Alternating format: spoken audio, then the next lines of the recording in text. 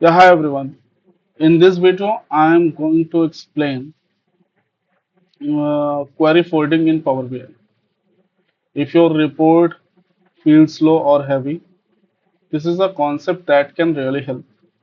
Okay, so let me first go through what is Power Query folding. Basically, it is called as what is query folding. Query folding simply means that the Power BI asks the database to do the work instead of doing it itself. So the database filter and transform the data before sending it to the Power BI.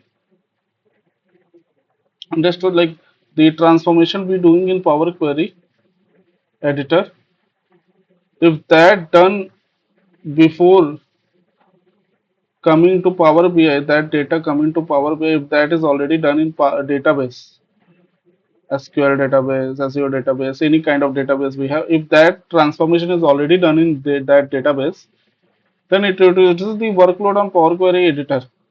And last, it reduces the work to do for Power BI report.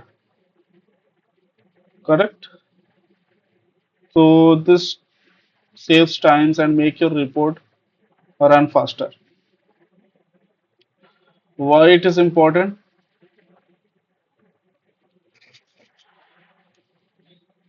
Why it is important? So let me open my second slide.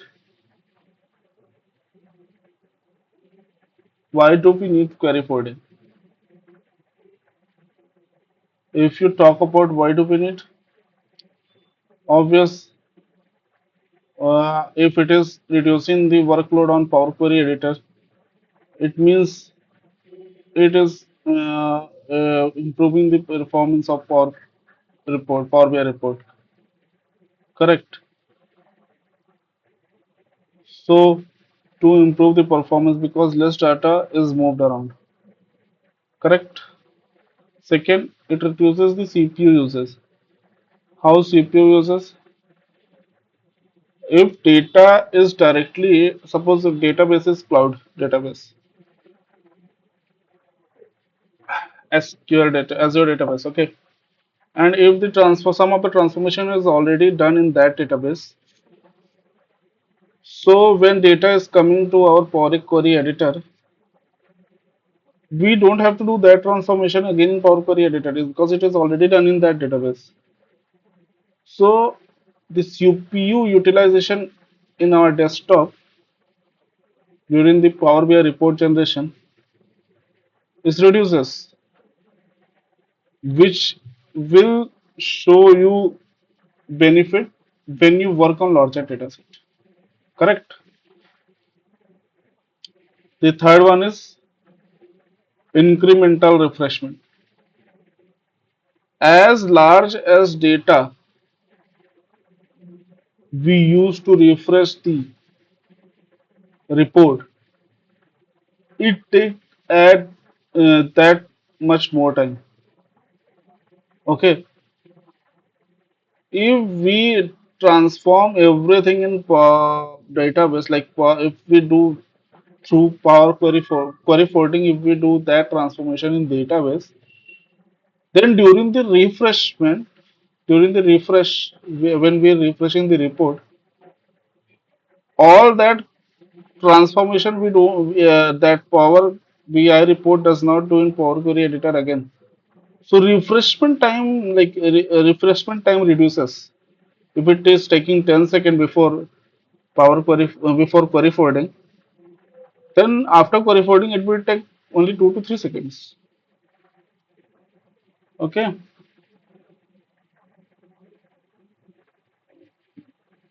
got it. Now let me move to third slide.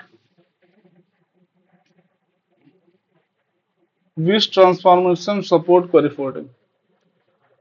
There are many kinds of transformation in query forwardings.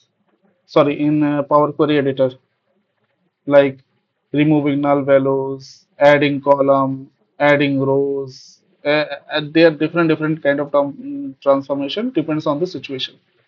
Correct. So which type of transformation query forwarding supports?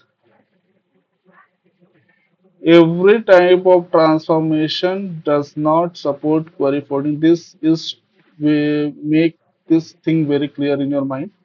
Every kind of transformation does not support query forwarding.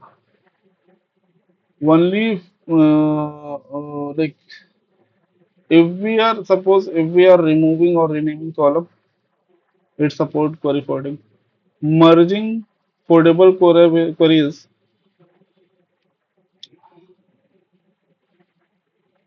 and appending from the same sources. Numeric calculation, joins, pivot or and pivot. Okay. So these type of transformation supports query forwarding. But suppose if the query is very complex, in that case, sometimes the query forwarding does not support. So let's come to the other point. Which type of transformation does not supported by query forwarding? Merging and appending queries that are based on differences. Suppose if we are importing data from different data sources. One is SQL, one is Excel, one is SharePoint, one is other Azure database. So some of the data source already does not support query forwarding. So the complex kind of data sources we have, not complex like different type of data sources we have, and in even that any one which is not supporting Power Query forwarding, it hampers the query concept. Sorry, forwarding concept. Okay,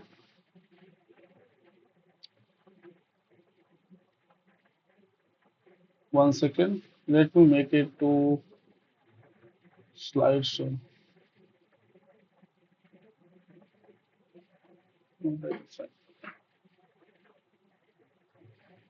Okay, and if there is complex language for the column addition, function that database doesn't understand. Okay, what data sources does not support query forwarding? Sorry, before that, let us understand which data source supports query forwarding. So Microsoft SQL Server, Azure databases, online databases is SharePoint, Dynamic 365, Google Analytics. These all are supports query forwarding. But data sources does not support query forwarding. It is like a flat files like CSV, Excels, web data. Suppose if we are extracting any data directly from the web, Wikipedia or any kind of NoSQL database like MongoDB, Cassandra, NoSQL database, API based connector. If we are connecting some, if we are extracting data through API, okay. So these all are some few things which are not supported, not supporting query forwarding. Obvious now, okay.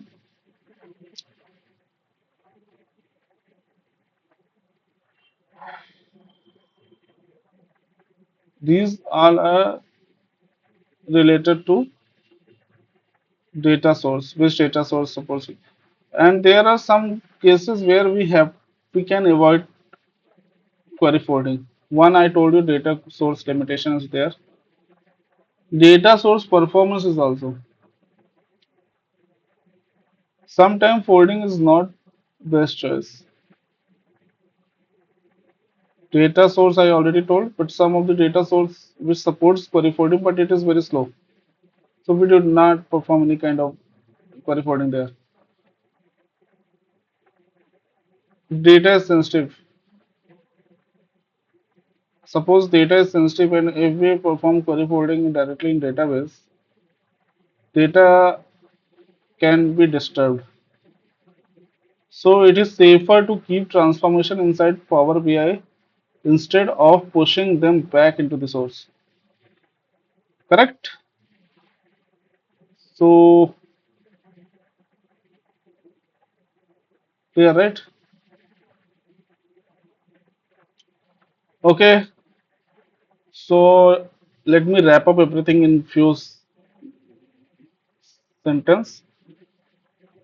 Query folding in simple words. It makes report faster, uses less CPU, helps with refresh, but remember, it depends on source and type of transformation. Correct? If you had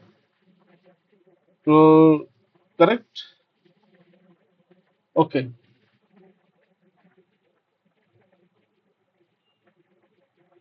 Thank you all. That's all regarding the query folding from my side. We will meet next time on other topic related to Power BI. Thank you. Bye bye.